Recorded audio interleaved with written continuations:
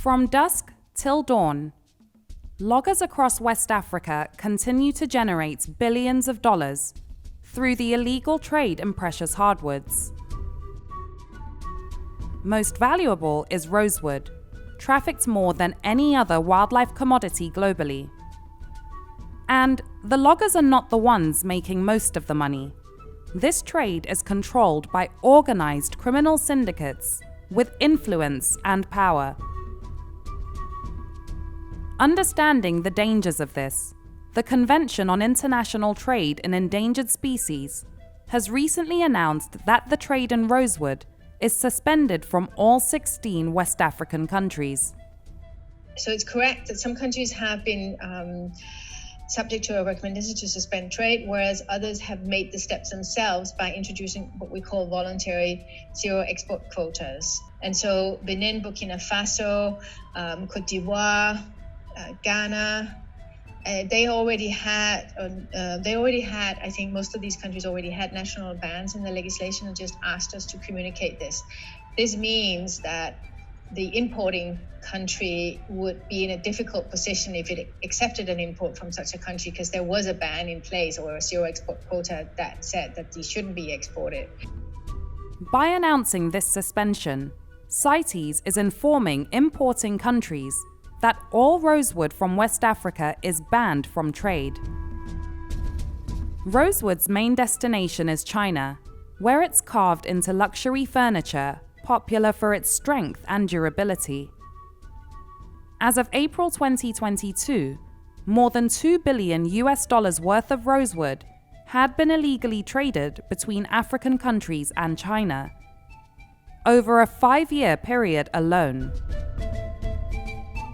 A few weeks ago, Arise reported on the depletion of Nigeria's rosewood, and I spoke with Raphael Edu, the EIA's Africa Program Manager and a former Environment Minister of Benin. Following the CITES announcement, we caught up again on what this means for West Africa. All the West African countries, they made decision to ban the export of rosewood. Now, with this decision, I think this is the end of the illegal trade in rosewood from West Africa, because China will enforce the decision made by the CITES. And all the Chinese companies must comply with that. Rapid rates of deforestation and the exploitation of rosewood led CITES to suspend Nigeria from the trade in this highly demanded timber in 2018. According to the convention, the suspension has reduced the intensity of the illegal trade, so the hope is that this will happen across other West African countries too. But some experts argue that the illegal rosewood trade in Nigeria continues to boom. Furthermore, with eyes on rosewood, some loggers are beginning to shift their attention to other tree species like African mahogany.